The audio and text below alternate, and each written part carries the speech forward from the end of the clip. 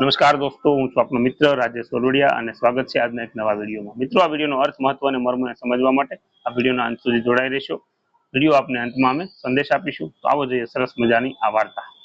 22 વર્ષનો એક નવયુવાન જે પોતાની જિંદગીના ઘણા અનુભવો કરી ચૂક્યો હતો. એક ગરીબ પરિવારમાં જન્મેલા આ યુવાને 10 ધોરણ સુધી જ ભણી શક્યો હતો.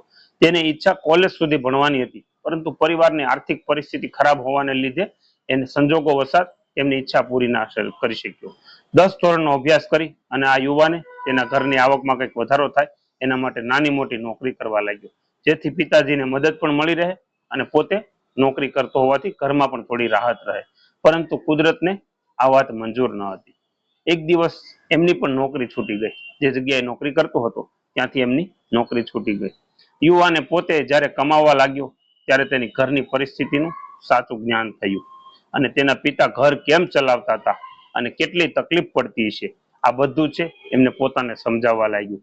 નોકરી છૂટી જવાથી સમજાય અને એકદમ ચિંતામાં રહેલો આ યુવાન છે એ કાયમ કંઈક નવા અને નવા પ્રયાસ કરતો હતો અને તેના ઘરની નજીક આવેલા બગીચામાં બેસી રહેતો અને વિચાર્યા કરતો હતો કે નોકરી ક્યારે મને મળશે અને ક્યારે હું ફરી પાછો મારા ઘરની પરિસ્થિતિ છે એમાં સહકાર કરી શકી. આવા વિચારોમાં અને વિચારોમાં એ સતત ખોવાયેલો રહેતો.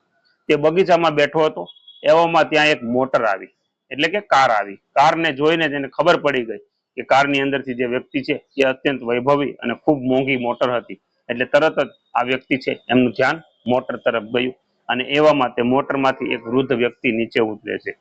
ખૂબ ધનવાન દેખાતા આ વ્યક્તિ છે એને જોઈ અને એમને સમજાઈ ગયું કે આ માણસ કંઈક લેવલ અથવા તો સ્ટેટસ વાળા છે.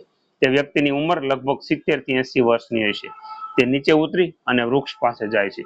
તે વૃદ્ધ માણસે ખૂબ જ સારા કપડાં પણ પહેર્યા હતા. વૃદ્ધ માણસ વૃક્ષ પાસે ગયા એવામાં ડ્રાઈવર છે એ મોટરની ડેકીમાંથી એક મોટું બોક્સ કાઢી અને ત્યાં આવે છે. ત્યાં આવેલા વૃક્ષ પાસે રહેલા ચબૂતરામાં એ બોક્સને ઠલવે છે અને એ બોક્સમાં છે ગોળ ભરેલો હતો. ત્યારબાદ એ વ્યક્તિ અવાજ કરી અને આજુબાજુમાં રહેલી જે તમામ ગાયો છે એમને બોલાવે છે અને બધી ગાયો પણ જેમ નાનું છોકરું તેમના મમ્મી કે એમના પપ્પા કે એમના પરિવારના કોઈ બોલાવતા હોય અને લાગણી સાથે આમંત્રણ આપતા હોય એ રીતે તરત આજુબાજુમાં રહેલી બધી ગાયો છે એ ત્યાં આવી અને એમને પાસે ઊભી રહી જાય છે. તે ધનવાન વૃદ્ધ શેઠ તેના હાથે બધી જ ગાયોને વાલ કરે છે અને અંતે વાલ કરીને ત્યારબાદ એ ગોળને ખવડાવે છે અને બધી ગાયો છે એ ગોળ ખાતી હતી. એ જોવા માટે તે વ્યક્તિ દૂર જઈ અને બેસી ગયો. આ યુવાન છે એ પણ ત્યાં બેઠો બેઠો ચૂપચાપ આ બધું જોઈ રહ્યો હતો. થોડા સમય પછી ગોળ ખાય અને ગાયો છે એ ધીમે ધીમે ત્યાંથી જવા લાગી. પરંતુ જે બન્યું એ યુવાન માટે થોડું વધારે પડતું આશ્ચર્યજનક અને એમને વિચારવા કરવા માટે મજબૂર કરે એવી ઘટના હતી. એમનું એને વિચારો, ગાયો જે ગોળ ખાઈ રહી હતી એ ગોળ ખાતા ખાતા નીચે જે ટુકડા છે એ પડી રહ્યા હતા. એ નાના નાના ટુકડા ઉઠાવી અને આ અત્યંત ધનવાન અને જે સમૃદ્ધ દેખાઈ રહેલા વૃદ્ધ વ્યક્તિ છે એ નીચે પડેલા ટુકડા છે એમને ખાવા લાગ્યા. માણસના પહેરવેશ ઉપરથી અને તેની પર્સનાલિટી ઉપરથી યુવાનને વિશ્વાસ ન હતો કે તે માણસ જરૂરથી અત્યંત ધનવાન છે. પરંતુ આટલો મોટો માણસ અને તેનું આવું વર્તન, આ બધું તેની સામે જોઈ અને તેના મનમાં અનેક સવાલો થવા લાગ્યા અને વિચારવા લાગ્યો કે આ માણસ છે એ શું કરી રહ્યા છે.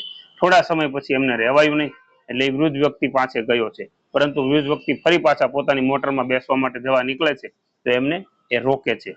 એટલે એમને રોકી અને કે અને પૂછે છે કે હું સામેની સાઈડમાં બેઠો હતો તો મેં તમારી અમુક વસ્તુ જોઈ છે, એ મારે એના માટે તમારી સાથે કંઈક વાત કરવી છે અથવા તો કંઈક પૂછવા માંગુ છું. જો આપની અનુકૂળતા હોય તો આપ મને જવાબ દેશો. વૃદ્ધ વ્યક્તિએ કીધું કે હા, કઈ વાંધો નહીં, પૂછીએ. યુવાને પોતાનો સવાલ પૂછતા કહ્યું કે મને દેખાવામાં તો તમે અત્યંત મોટા માણસ લાગો છો, ગાયને ગોળ ખવડાવો છો એટલે કે સારું કામ કરો છો, એમાં મને કઈ નવાઈ ન લાગી.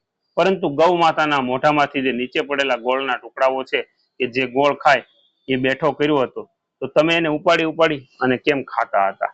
મોટરની અંદર બેસવા જતા વૃદ્ધ વ્યક્તિએ કહ્યું અને સવાલ પૂછવામાં આવે એવી એને ખબર પણ ન હતી અને એવું હતું એટલે કદાચ એ હસવા લાગ્યા અને ડ્રાઈવરને કહ્યું, ભાઈ ગાડી જરા સાઈડ પર લગાવી દે, હું આ વ્યક્તિ સાથે વાત કરું. પોતે પાછા આ બાજુ આવી અને યુવાનને લઈ અને વૃક્ષના ઓટલાની પાસે બેસી ગયા છે અને ત્યાં બેઠા બેઠા આ યુવાનને પણ બાજુમાં બેઠાડ્યો અને એને કહ્યું કે તે જે આ ગોળના ટુકડા તને દેખાય છે ને એ તારા માટે કદાચ એઠું ભોજન હશે, પરંતુ મારા માટે આ ખૂબ ગુણકારી અને સ્વાદિષ્ટ ભોજન છે. કારણ કે મારા આખા જીવન દરમિયાન આનાથી વધારે કોઈ સ્વાદિષ્ટ અથવા તો ગુણકારી કોઈ ભોજન છે એ મને નથી લાગ્યું. ત્યારે પેલો યુવાન છે એ વિચાર કરવા માંડ્યો, એ પૂછવા લાગ્યો કે આવું કેમ. ત્યારે એમણે કીધું કે ગાય છે એ આપણે આપણા દેશની અંદર આપણે એમને માતા તરીકે ઓળખીએ છીએ અને એક પવિત્ર પ્રાણી છે. અને ગાયના જે તમામ વસ્તુઓ હોય છે, જેમ કે ગૌમૂત્ર હોય છે, ગાયનું છાણ પણ આપણે સારી વિધિની અંદર વાપરતા હોય છે. અને ગાયમાં એક સારો એવો ગુણ રહેલો હોય છે જે કે મને દેખાયો છે. એમ કરી કે ભાઈ આ ગોળ હું ખાઉં છું એ ખૂબ ગુણકારી હોય છે. આવી વાત કરી અને એમણે ત્યાંથી વિદાય લીધી. મિત્રો, આ વાર્તાનો અર્થ એ છે કે આજના સમયની અંદર ગાય માતાના નામે કે ગાયના નામે ઘણા બધા કાર્યક્રમો થાય, ઘણા બધા બજેટો પાસ થાય, પરંતુ ગામડાની પરિસ્થિતિ દિવસે અને દિવસે ભાંગતી જાય છે. જેના કારણે અત્યારે ગાયનું પણ સંખ્યાઓ ઘટતી જાય, અથવા તો ગાયનું જે છે આપણું રાષ્ટ્ર મહાન છે, હિન્દુ રાષ્ટ્ર છે, સનાતન પરંપરા હોવા છતાં પણ આજે અઢળક ગાયો કપાઈ રહી છે. પરંતુ ગાય છે એ ખૂબ ગુણકારી હોય છે. પુસ્તકોમાં અને ગ્રંથોની અંદર પણ ગાય માતાનું ખૂબ મહત્વ લખ્યું છે. આપણે પણ એકવાર વઢી એમને વાંચી અને વિચારીએ. તો દોસ્તો, આપ અમારી આ વાર્તામાં કેવી લાગી એ અમને કોમેન્ટ કરશો, અને વધુ વિડીયો જોવા માટે અમારા આઈડીને ફોલો કરશો, યુટ્યુબ ચેનલને સબસ્ક્રાઇબ કરશો. Thank you. જય હિન્દ, જય ભારત, જય જય ગરવી ગુજરાત.